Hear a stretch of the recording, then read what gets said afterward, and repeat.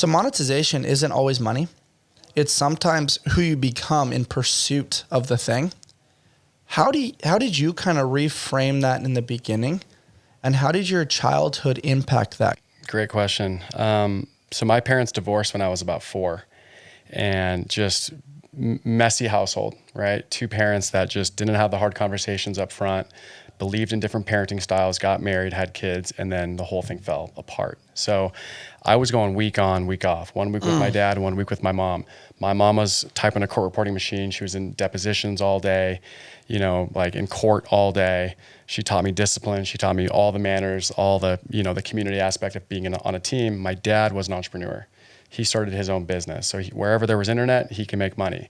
So 2 completely different lifestyles. My mom was working so hard and getting paid so little, yet my dad was building his business. So I got probably 2 different sides to, I probably got the best of both worlds between my parents. But when I was about 6, or not 6, about 7 or 8, my mom noticed that I just learned a lot slower than most people, and realized that I needed special care when it came to schoolwork. I wasn't comprehending when I was reading. I wasn't able to do math. I was testing really low. And she said, we need to put some more eyeballs on his learning, because he's not learning like other students. So I was placed into special education. I had a terrible stutter. I was in speech pathology classes. I was basically like put in special ed, like truly special ed. Mm-hmm. And so my confidence as a kid was like, that was what I was believing. I was believing I was stupid. I was believing that if you want to be, the only way to be successful is if you get good grades. I wasn't getting good grades. Like, I fucking struggled in the classroom. So I needed to build my confidence outside the classroom. And that's where I thrived, right? And so I was social. I had a lot of friends. I learned how to surf. I learned how to get sponsored by companies without winning contests. Like, I was kind of finding my superpowers outside the classroom. But while my friends were going to the cool classes, I was going down the hall and placing special ed. I was put on all kinds of medication as a kid. So I had a chip on my shoulder to prove to myself that I can do something bigger and greater. And I knew that I was capable. I just didn't know what that would be. So the childhood, all that childhood adversity really gave me the fortitude and, the skill set and just the belief in myself that I was destined for something bigger. And that's why I get in touch with that childhood, because it was so much struggle. Mm-hmm. And the story of success only lands if there was struggle that goes with it, mm-hmm. And so I think that's why the story of Blenders and me is so powerful, because most students are like, damn, he's the kid that was like dyslexic. He's the kid that was in special education, and, he was able to do it, and so can I. And so that's what I love getting in touch with, because that's where the sauce is. That's where the humility is. That's where all the relatability is, not using that as like, poor me, but using that as a way to like, yo, look, I wasn't the gifted kid. I started this thing from nothing. I was special ed, dyslexic, learning all these things, you name it. My ability to succeed came at a loss compared to yours. Yeah. I really appreciate you sharing that. It gives great context. How did you reframe that? Right? Because there's the ability to go down that path. You're listening to the quote unquote experts. You're taking the medication. You're doing the protocol that's assigned with the social programming.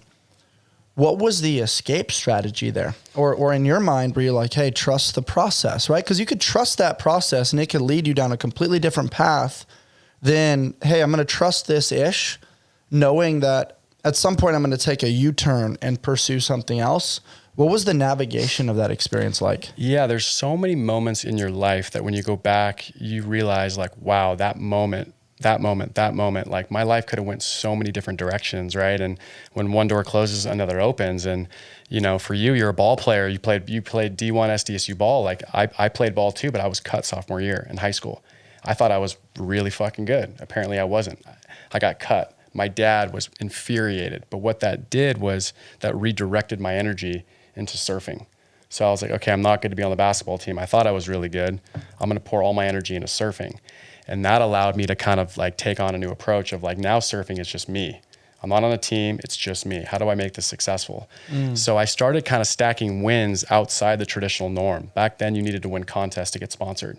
I was a popular kid. I was able to spread a lot of brand awareness through friends. I was putting streets or stickers on street signs. I was a kid going to surf contests, collecting all the shit, and then passing it out all over campus. I made that kind of part of my influence, right? So I was getting in Surfer Magazine without even winning a contest. My buddy was the best surfer in school, and he's like, how'd you do this? I got in Surfer Magazine before he did, and he was winning every contest. So I started to see that you can win you can win in a different way in life. And my whole life was different from day one. So reminding myself that like I was that bright colored kid that loved the color orange that nobody wanted to wear, but that was my way of standing out. That's you sick. know. So I love to hear that too, because surfing is hard in the sense of like you enter a basketball court, it's the same court, same dimension, same height of the hoop. There's not as much variance, but you get out into the ocean and it's different just about every time. And so creating that connection, the ability to paddle out and find the appropriate channels, feeling the contrast of this inevitably changing surface and conditions and sunshine and the variables, who's going to be in your way, who's got a chip on their shoulder and cussing you out for taking the wave that they wanted to take. There's a competitive standpoint, there's intuition, there's reading waves, there's understanding the energy of the people that are out in the water with you. And then you get into the gear. It's like, what's the right wetsuit? What's the appropriate amount of wax on the board? What's the appropriate size board? It sounds to me through observational learning, through experiencing, like at no point did you feel like you had a fixed mindset. You always had this malleability of, hey, I might not fit in this box, but maybe I can go play in this sandbox over here. To me, that's truly thinking outside of the box, which is, hey, I don't have to stay in this sandbox. There's other sandboxes that I can go play in. 100%. And so much of life is experience. So much of learning. Like I say it all the time, like experience is life's best teacher. The only truly way you're going to know what you love to do is if you give it a real shot, is if you try with your own hands, you know? And I think in this day and age, like that's lost, man. You know, so many people are learning from the wrong people, from the people that have actually not done what they want to do. And, you know, experience is the best way to kind of learn from that. You know what I mean? So there's only so much wisdom you can absorb, but until you actually go out and get on the field and play the game, like you don't really know what you're capable of.